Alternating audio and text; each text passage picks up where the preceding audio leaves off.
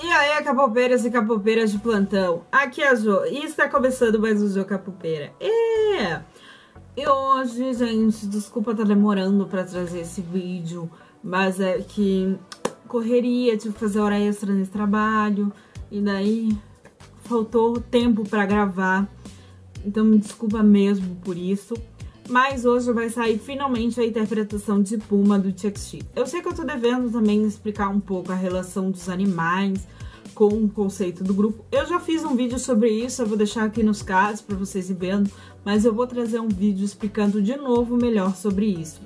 E também eu tô devendo falar sobre o ursinho, que não é um ursinho, qual é a relação do ursinho, mas eu também vou trazer isso posteriormente num outro vídeo. Hoje a gente vai interpretar o MV de Puma do Chuck. E se você já gosta de teorias, né, gosta de interpretações aí, gosta de Chuck ou não gosta, pode deixar seu like, confira se você é inscrito, se inscreva no canal, compartilha aí para todas as suas manas e seus mano capopeira, ok? Ajuda a mana aqui a crescer no YouTube, ok? Também indico o canal BR K-Popper aí, um canal novo que tá começando, então vai lá, dê apoio pra elas aí. Foi uma indicação ainda inscrita, uma Biarme muito louca. Então vá, acompanhe essa mana e ajude ela também no canal dela. E também tá rolando um sorteio que vai até o dia 10 de junho, então eu vou deixar o link do vídeo oficial do sorteio aqui nos cards ou aqui na descrição. Você pode ir lá conferir e participar, acaso não esteja participando. Nós estamos sorteando aí um álbum do EXO em comemoração a 1K do canal, ok? Agora vamos interpretar aí o MV de Puma do Chuck. Jo Capopeira. Antes da gente chegar na interpretação, eu só quero deixar claro uma coisa. Teorias são apenas teorias, gente. Essa teoria que eu tô construindo de Chuck, ela é a minha interpretação, né? O que eu interpreto do que é lançado do material deles, né? Então, ela vai da minha interpretação e da minha opinião, e um pouco eu mesclo com a opinião de vocês quando vocês deixam aí nos comentários e acrescentam alguma coisa. Mas, no geral, é mais a minha opinião mesmo. E é uma teoria, não é uma verdade absoluta. Então, não é uma coisa imposta, é só uma teoria mesmo. E teorias, assim, não existe a teoria certa e a teoria errada. Existem teorias e teorias, opiniões e opiniões, né? Se você discorda com a minha, pode deixar a sua teoria aqui nos comentários, você tá livre. Tudo bem, não tem problema. Não tem problema você ter uma outra teoria e não tem problema eu ter essa teoria. Também deixando claro, que é uma coisa que eu não tô deixando claro nos vídeos de Chuck, mas quando eu interpreto a teoria de Chuck, eu não interpreto as coisas como preto no branco, tá?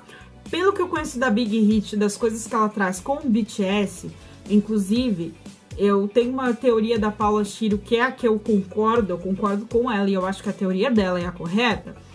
Eu vejo que a Big Hit, ela traz as coisas em forma de metáfora, de analogias, então não é aquilo que está de fato no MV, aquilo que está explícito, e sim aquilo que está implícito, né? Aquilo que é uma analogia, uma representação, uma metáfora. Então não é aquilo preto no branco que é o que é, mas sim aquilo que aquela coisa representa. Não sei se deu para entender. Então é assim que eu lido com a teoria do Chuck. Então eu não interpreto as coisas de forma literal, tá? Eu interpreto de forma mais como se fossem analogias e metáforas. Eu acho que deu para entender como é que eu faço a minha interpretação.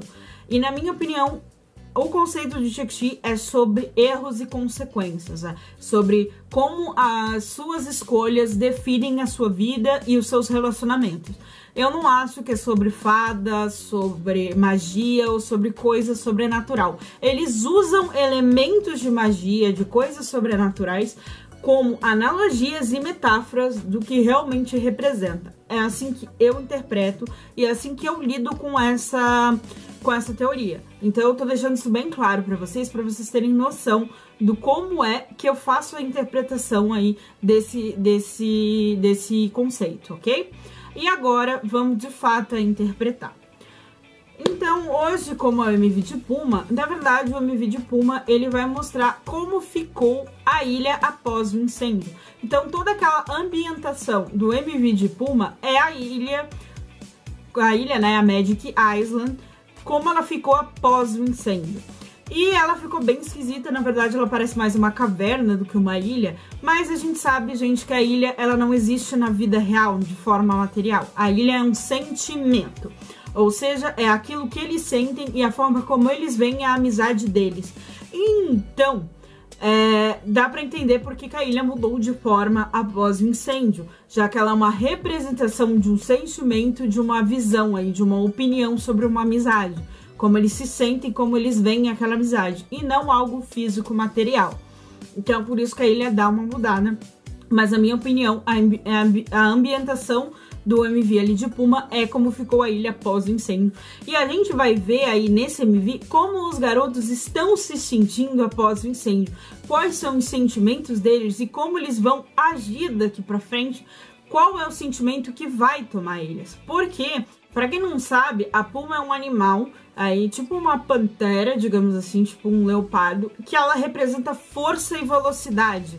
Então, como que a Puma representa ali como animal, um animal forte, veloz, ágil, que bate de frente, que tem iniciativa. Então é um animal que emana esse tipo de espírito.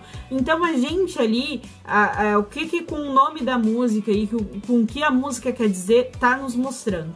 Com a representação desse animal, os meninos ali, o que tá mostrando no MV vai ser como eles vão agir daqui pra frente, como eles estão se sentindo depois do acidente e como eles vão agir, qual vai ser a reação, qual vai ser a força deles, o que vai mover eles, entendeu? E como eles vão lidar com as situações a partir deste momento. Agora eu vou integrante por integrante pra gente analisar certinho as partes do MV ali que eles aparecem e o que tá representando cada coisa e o que esse indício aí, o que realmente isso quer dizer, ok?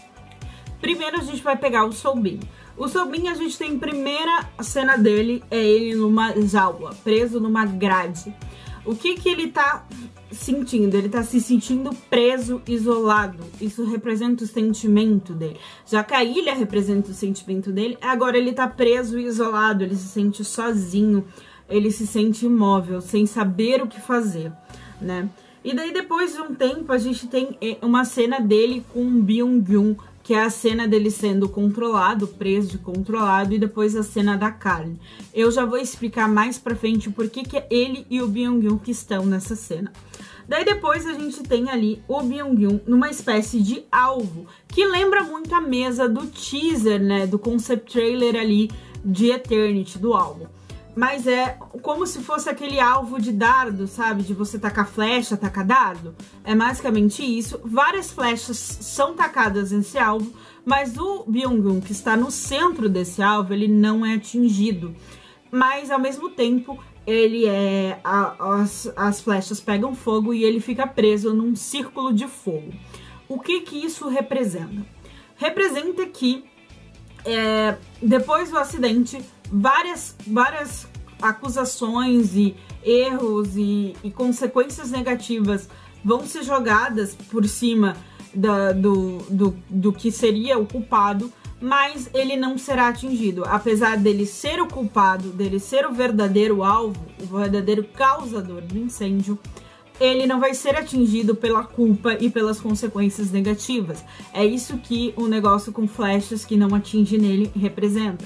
Mas, ao mesmo tempo, ele vai ficar preso nisso, nesse sentimento de que ele deveria assumir a culpa, mas ele não assume. Então, ele vai se sentir culpado, de certa forma, também, por estar deixando um amigo dele sofrer o que ele deveria estar sofrendo. Mas, ao mesmo tempo, ele não vai ter coragem de sair desse círculo, de sair dessa culpa. Então, a vida dele, ele vai se sentir culpado com um peso, como se tivesse um peso nas costas, e daí os espinhos nas costas lá em Napa of Star, mas ainda assim ele não vai tirar esse peso das costas por medo, já que as consequências negativas serão muitas. Pela quantidade de flechas a gente já consegue ver ali. Então é essa interpretação ali do círculo de fogo com as flechas. Daí a gente tem o Taehyun, que ele fica acorrentado, preso à caverna, à ilha, dando mais indício de que sim, ele vai ficar em coma por um tempo, preso naquela ilha, ele não vai conseguir sair. Esse é o terceiro indício que a gente já vê disso. Mas depois de um tempo ele vai se libertar. A gente vê isso no início do MV, ele tá preso e depois ele se liberta das correntes, ou seja, ele vai ficar em coma, depois ele vai acordar do coma, ele vai se libertar. Será que ele vai trazer toda a verdade à tona ou não? Não sabemos ainda, porque isso não foi nos revelado. Daí a gente tem o Kai, que ele tá também preso numa jaula, mas é uma jaula de vidro e vidro quebrado. Ou seja, ele tá preso numa redoma de vidro, mas de vez ser como o Soulbean, como se ele estivesse preso num lugar, aquela redoma de vidro parece ser um lugar onde ele está protegido, como se aquilo estivesse protegendo ele e não prendendo ele. Essa foi a minha interpretação. Por isso que a jaula dele é diferente da jaula do Soulbean, porque a jaula do Soulbean é aquela jaula de ferro quadrada de preso. A do Kai é a de vidro. Então, vidro a gente põe geralmente os objetos que a gente não quer que pegue poeira, que suje, né? Que a gente bota na estante, a gente bota um vidro ali no meio para não sujar. Então, é isso que eu vi com a representação. E já a jaula de grade, né? É onde a gente prende as coisas. A gente prende numa jaula de grade. E a jaula de vidro, a gente coloca as coisas para proteger. Não sei se deu para entender essa minha analogia. Mas então ele tá protegido. Porque inicialmente ele não vai ser culpado, então ele vai ser protegido, ele vai ser visto como uma vítima também. O problema é que aquela jaula começa a quebrar, e isso é porque à medida que ele vai se botando no lado do Yeonjun, defendendo ele, a proteção dele vai quebrando e ele vai perdendo esta proteção que ele tem. Então é por isso que é uma jaula de vidro quebrada. Daí a gente tem o Yeonjun. E o Yeonjun é aquela cena em que há várias armas apontadas para ele. Como é um tipo de cena que a gente vê quando o FBI ou o SWAT vai entrar na casa de algum criminoso muito importante, que fez um crime muito grande, e eles entram cheio de arma e apontam várias armas para esse criminoso. É porque ele vai ser um culpado. Ele não vai ter chance nem de se defender. Ele vai ter milhares e milhares de armas apontadas pra ele, culpando ele, sem ele nem mesmo poder se mover. E ele vai se sentir assim. Ele vai se sentir como se tivesse sempre uma arma apontada na cabeça dele, culpando ele e tratando ele mal e tudo mais. É assim que ele vai se sentir. E daí a gente tem, então, esses 5 sentimentos aí e como as coisas vão ser levadas a partir desse acidente. E a gente tem algumas cenas em conjunto ali deles. Primeiro a gente tem a cena do Byung-Gun e do Soulbean, em que eles estão acorrentados, uma espécie de... como se eles estivessem sendo manipulados por alguém. E detalhe, é o Soulbean e o Byung-Gun. E daí, depois, a gente tem eles comendo a carne que essa pessoa que tá manipulando eles está dando pra eles. E é uma carne aí bovina, uma carne nobre. O que que isso representa?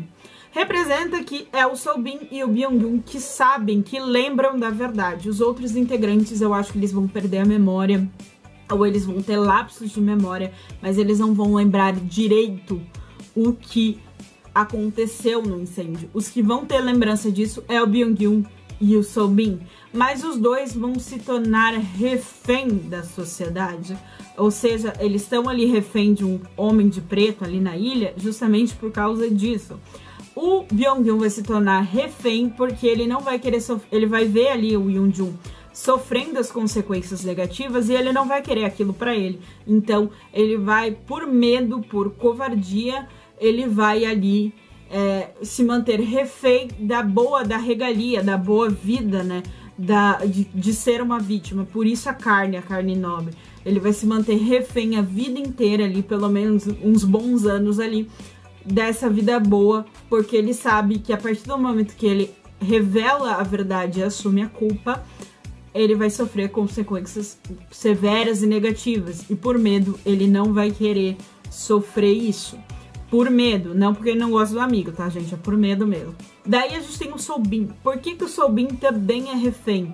Porque ele não vai ser ouvido. Ele vai tentar falar, ele vai tentar dar a sua versão da história, mas ninguém vai acreditar. e ele vai acabar sendo refém disso. Apesar dele ter a verdade, dele deter a verdade, ele não vai conseguir expor a verdade da forma certa, e assim ninguém vai acreditar nele. Então ele também vai ser um refém e vai ser visto como vítima e vai ter benefícios também. E é por isso que aquela cena, só quem é refém é o Sobin e o Byung-gun, porque eles é que sabem da história ali, do que aconteceu. Eles lembram, na verdade. Saber todos sabem, mas é só eles que lembram. E daí no final, a gente tem aí, né, a gente tem aquela cena em que tá todos eles sendo com bastante laser apontados pra eles, como se fosse laser de arma snipe, sabe? Aquelas arma grandona que a FBI usa e polícia grande usa. Então, parece que tem aquele monte de arma apontado pra eles ali e tal. É porque realmente eles vão ser alvo aí, eles vão ser alvo da sociedade. A descoberta pelo verdadeiro culpado. Quem é o verdadeiro culpado? Quem realmente... O que aconteceu? Porque nem isso vai ser explicado direito. A gente sabe que houve incêndio. Pelo meu vídeo anterior, eu acho que tem a ver com forno, mas pode ser que não tenha a ver. Então, é por isso que tem aquele bando de como se fosse sniper apontada pra eles, como se eles realmente fossem criminosos. E, na verdade, eles cometeram um crime. O crime deles foi não cumprir a promessa de serem amigos para sempre, de viverem juntos. Essa é a promessa. É por isso que a estrela para em Napa of Star, porque eles não cumprem essa promessa. Então, eles se dispersam, eles dispersam a amizade, se afastam, e ao não cumprir essa promessa, eles acabam aí sendo culpados de certa forma. Então, essa cena das luzes como se fosse de armas tem a ver com isso. Bom, essa foi a minha interpretação do MV, de tudo que se passa nesse MV. É um MV mais curtinho, com menos detalhe, mas eu acho que deu aí pra vocês entenderem mais ou menos o que eu tô querendo dizer com essa interpretação. Espero que vocês tenham gostado. Deixa aí a versão de vocês aí nos comentários. Não esqueça de curtir o vídeo e se inscrever no canal. Beijinho, beijinho. Tchau, tchau!